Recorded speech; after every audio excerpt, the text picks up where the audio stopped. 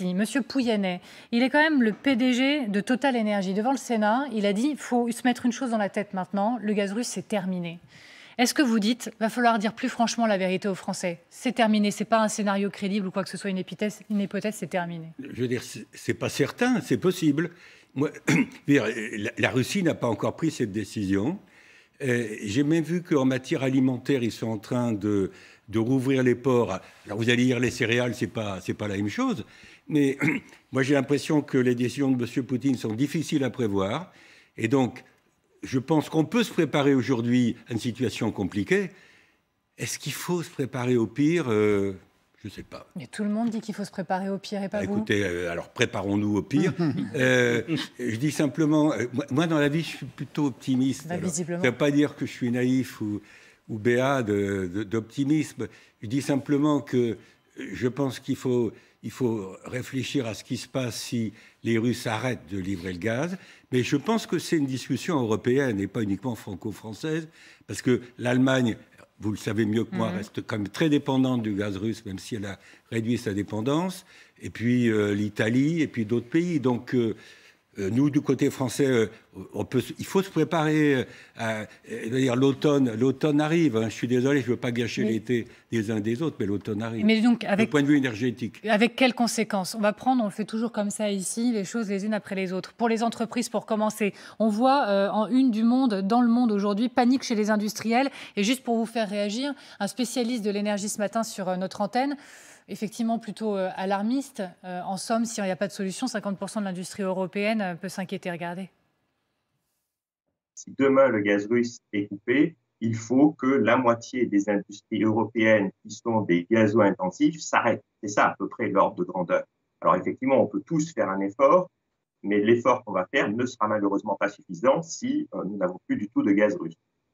Écoutez, moi je pense qu'il y a un potentiel d'économie d'énergie relativement important. Ou dans les administrations, ministères, dans les collectivités locales, dans les entreprises, et puis alors les ménages, simplement la tactique ou la stratégie par rapport à ces différents, j'allais dire, publics concernés ne doit pas être la même. Du côté des administrations, je pense que ce n'est pas un problème d'incitation, c'est un problème de contrainte qu'il faut mettre en place. Même chose du côté des collectivités locales. Sur les entreprises, je pense qu'il faut s'appuyer sur les fédérations, sur le MEDEF, sur les fédérations des PME pour inciter les entreprises aujourd'hui à faire des économies. Donc contrainte pour les collectivités, mais pas de contrainte pour les entreprises. Je pense que c'est plutôt les incitations fortes. Alors, il peut y avoir des incitations à faire des économies d'énergie. Du côté des ménages, la pédagogie est importante. On va venir aux ménages dans un instant. Je reste encore un tout petit peu sur les entreprises parce que les patronats italiens et français ont lancé une alerte, en quelque sorte, cette semaine. Par exemple, la voix de Geoffroy Roux de Bézieux qui dit ceci: s'il est évident qu'on n'aura plus de gaz russe d'ici la fin de l'année, le président Emmanuel Macron doit dire la vérité à nos concitoyens et faire le choix du producteur avant de faire celui du consommateur. Ils appellent les patronats français et italiens à annoncer des mesures impopulaires. Oui, attendez, je reviens sur les chiffres. Les faits sont têtus. Le gaz russe représente à peu près 15% de nos besoins en gaz. L'Allemagne est encore à peu près à 35%. Donc 15%, ça veut dire qu'on ne dépend pas, heureusement, totalement du gaz russe. Deuxièmement, je pense qu'on a encore la possibilité de diversifier les sources d'approvisionnement en gaz. Alors il y a le Qatar, il y a l'Algérie. Il faut voir. Mais là, on est en train de faire une fixette en disant, voilà, M. Poutine va arrêter la livraison de gaz et préparons-nous au pire. Moi, je pense qu'il faut avoir un plan aujourd'hui, je répète, pour le mettre en application, j'allais dire dès fin août, début septembre, s'il le faut. Alors on s'arrête un peu sur ce point-là. Contraintes pour les collectivités, incitation forte pour les entreprises, on parlera après des ménages. Mais on s'avance dans des terres inconnues. Hein. Si on manque d'énergie, est-ce que les incitations suffiront? Est-ce que la pédagogie suffira? Peut-être qu'il faudra être directif. Peut-être qu'il faudra... On ne sait pas dans quelle situation on sera. Nous n'aurons pas de précédent. On ne connaît pas tout ça. Donc, d'une certaine manière, vous avez raison. On ne sait pas si la décision russe et définitive.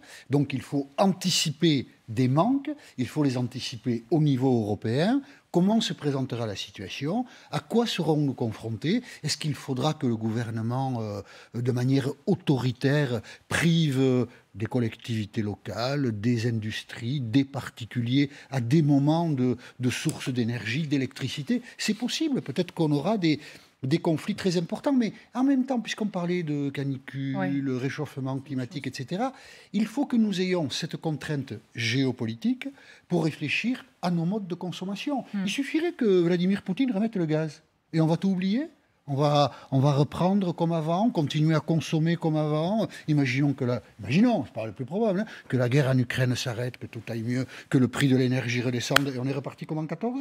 Donc voilà, c'est tout ça. Ce sont des bouleversements immenses qui sont devant nous, et quelquefois on n'y réfléchit peut-être pas tout à fait, en prenant en compte les nécessités je prends un exemple de changer de modèle de société. Concret, le ministre des Transports a annoncé qu'il allait demander des efforts aux entreprises de son secteur. Donc on parle de Air France et de la SNCF. Est-ce que, en gros, vous dites donc, ok, très bien de demander des efforts, mais nous, on attend un plan de réforme de ces entreprises pour aller dans le sens de l'histoire. Mais des efforts, ça peut peut-être dire que vous ne prendrez pas l'avion.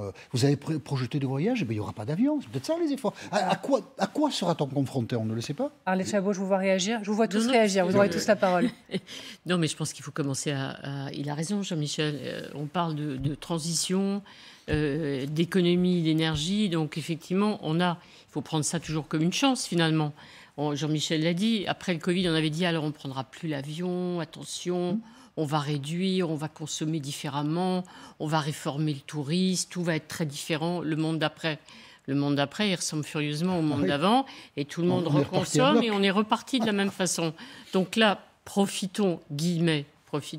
utilisons plus exactement la crise, s'il y en a une, on verra effectivement à la fin du mois de juillet s'il y a vraiment une crise, pour réfléchir au mode de consommation, à l'utilisation de l'énergie et à évoluer. Il y a de l'argent que demande le PDG de la SNCF, beaucoup d'argent pour la transition écologique, pour les trains. Alors, réfléchissons.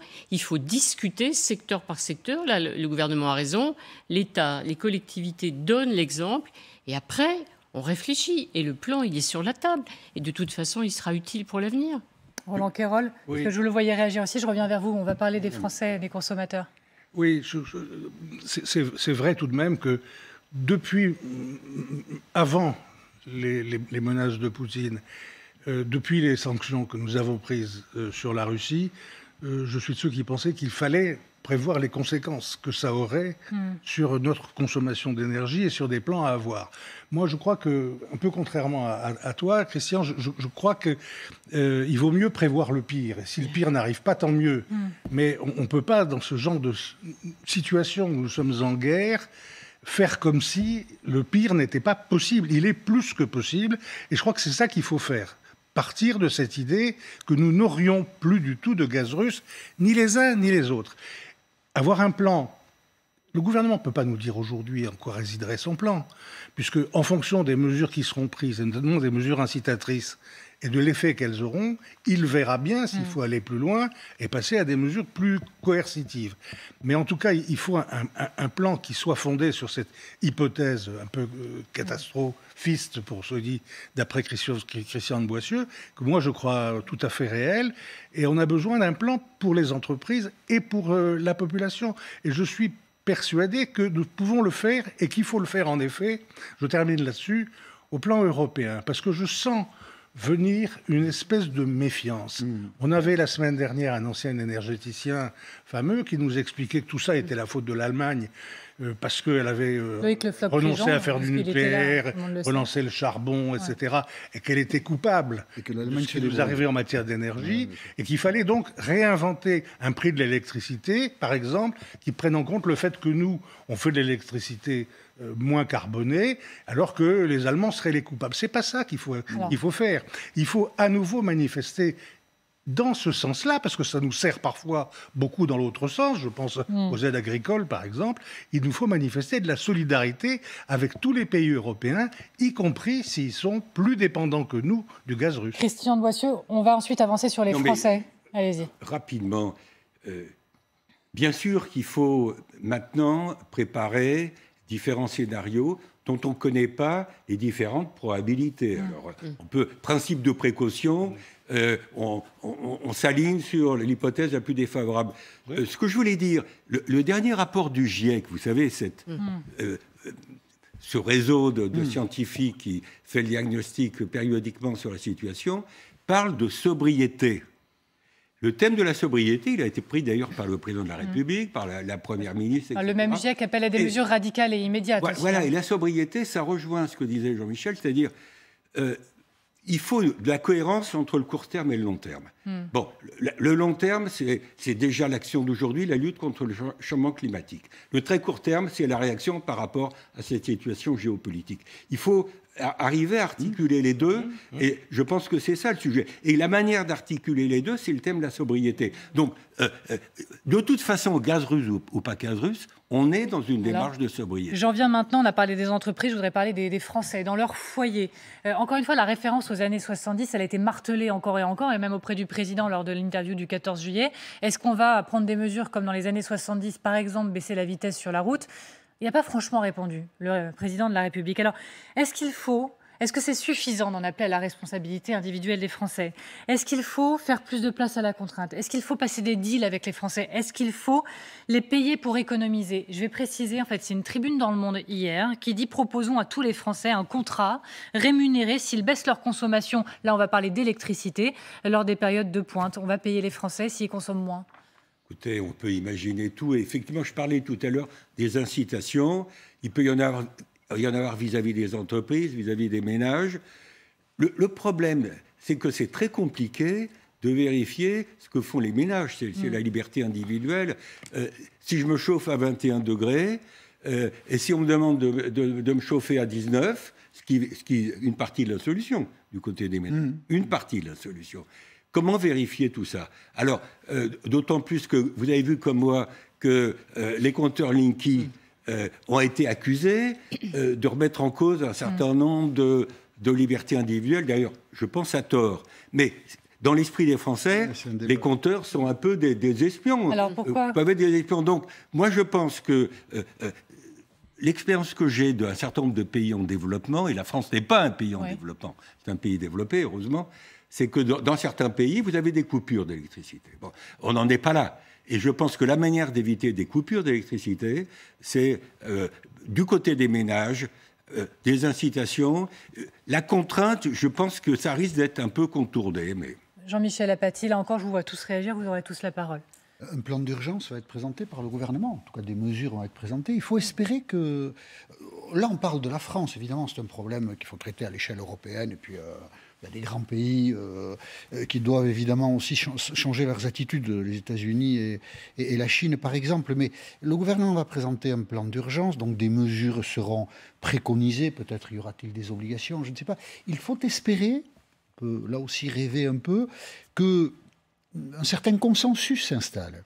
Parce que si des débats politiques, voire politiciens, se greffent sur ces questions, et on voit que la période y est propice, on n'amènera pas toute une population à adopter des comportements uniformes aux seules fins d'être précisément économe dans l'utilisation de l'énergie et, à long terme, de renverser la tendance quant au réchauffement climatique. Il faut espérer que des consensus seront bâti là-dessus, parce que pas une question de droite, de gauche, de ceci ou de cela. Et donc, le talent du gouvernement aussi sera nécessaire dans cette action. Mais un plan va être présenté, il faudra voir ce que ça donne. Alors, il faut qu'il y ait un consensus, il faut que les Français participent. Moi, je crois toujours, c'est la même idée. Si les Français n'adhèrent pas, ça ne marchera pas. Moi, j'ai regardé les campagnes, vous savez, anti-gaspi. J'ai revu les beaux spots des années 79, à partir de 76, 77, la campagne anti-gaspi. Il y avait des côtés ludiques. Les présentateurs de télévision demandaient aux Français d'éteindre, par exemple, chez eux, la lampe inutile. Et on regardait la consommation qui baissait. Ça peut faire rigoler de dire la télévision s'arrêtait à 23h. Aujourd'hui, évidemment, ça n'a pas de sens. Mais il y avait quand même un peu partout dans le pays une espèce de mobilisation, y compris les jeux, les enfants, le personnage, tout ça peut paraître dérisoire, mais c'était quand même il y a... presque 50 ans. Mais en tout cas, il y avait quand même, au bout du compte, une mobilisation. Il faut mobiliser les Français, il faut que le gouvernement trouve le moyen de nous expliquer, d'expliquer à tout le monde.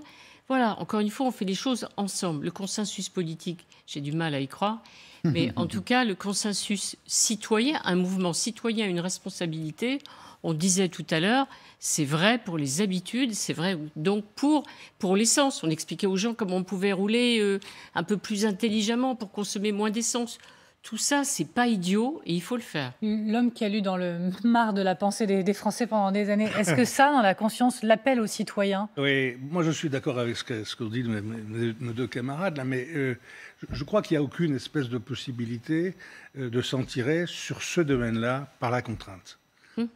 Ça ne marchera pas. Vous dites aux gens désormais, vous n'avez pas le droit de chauffer à plus de 19, comme il n'y a aucun moyen de le contrôler, même par les compteurs.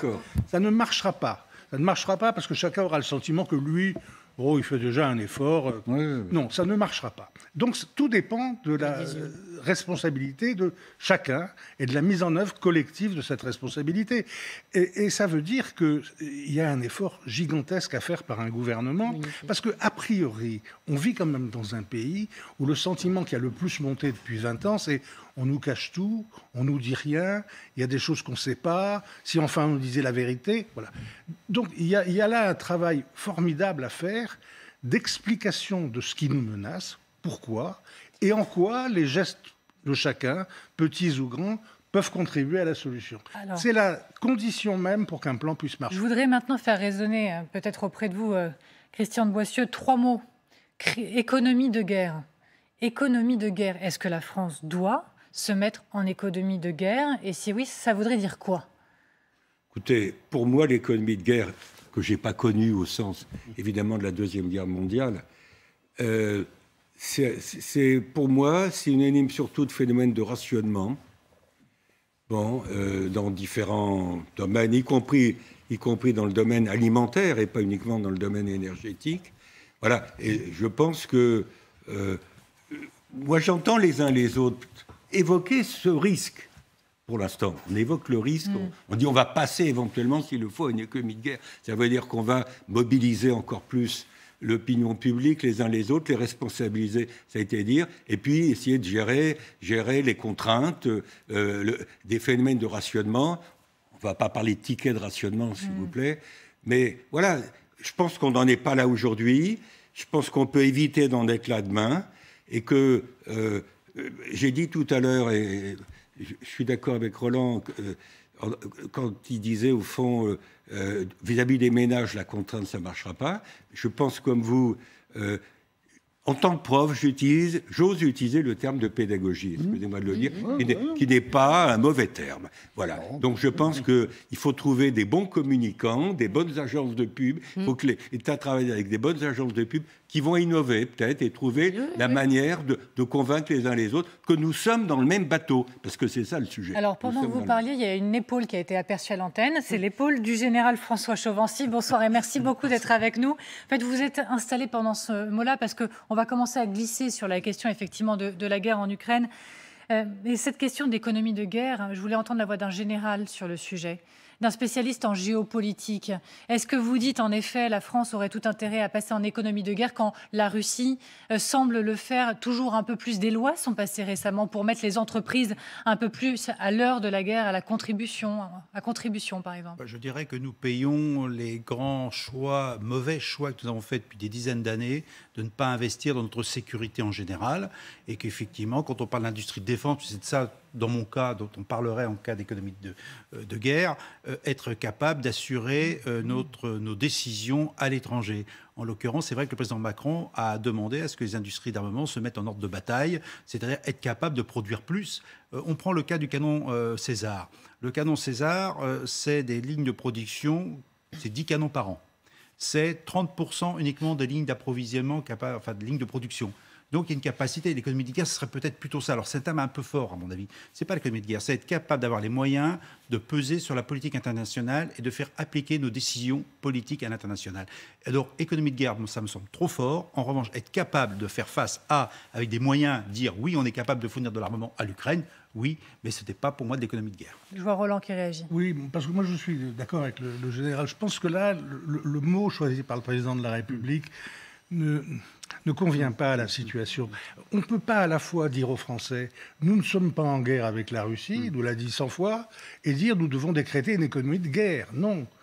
Alors je ne sais pas comment il faut l'appeler, économie de crise, d'urgence. On a dit tous ici combien il fallait avoir des mesures incitatives et éventuellement coercitives auprès d'un certain nombre d'acteurs face à cette situation qui est gravissime, mais nous ne sommes pas en guerre. Donc, économie de guerre, je pense qu'en termes de communication, comme on dit depuis tout à l'heure, c'est peut-être pas le meilleur mot, même si, encore une fois, on est en situation d'une crise à laquelle il faut faire face. Et vos voix sur le sujet, Jean-Michel Apathy, Arlette Chabot? Pas mieux. Le président de la République, lors de la crise du Covid, a dit « nous sommes en guerre ». Ah, de nouveau, économie de guerre. Bon, c'est peut-être un tropisme personnel, il a peut-être une tendance à dramatiser, mais non, on n'est pas en guerre. Après, effectivement, quand vous dites qu'il faut être capable de produire plus de canons, oui, bien sûr, l'armée demande toujours plus. Mais on n'a pas non plus une utilisation forcément évidente de matériaux que nous sommes capables de construire. On a du mal à trouver quelquefois le bon format de l'armée, parce que ceux qui nous menacent aujourd'hui, nous directement, si nous sommes engagés, c'est pour lutter contre le terrorisme. Donc nous envoyons des soldats en Afrique. Nous n'avons pas envie d'envoyer des soldats en Ukraine, parce que, vous le disiez, on n'est pas en guerre. Alors, quel outil militaire il faut bâtir parce que ça pèse lourd sur les finances publiques. Ce sont des questions difficiles. En fait, je voudrais entendre Arlette Chabot, et après je dois avancer. Il ne faudra pas m'en vouloir. C'est mon job ingrat de mettre des horloges. Alors je vais aller très vite. Le président, il aime beaucoup ce vocabulaire. Mobilisation générale, dit-il, à propos de l'énergie aussi. Comme il n'a pas fait son service militaire, il comprend. Je ne sais pas. En tout cas, moi, je dirais responsabilité générale, je préfère. Voilà. Économie de guerre, c'est la pénurie, c'est le rationnement, c'est pas ça. Il faut s'adapter, il faut réagir, il faut être fort. Et j'espère la responsabilité, je préfère cet appel à la responsabilité de chacun. Je vous remercie beaucoup, Arlette Chabot, Jean-Michel.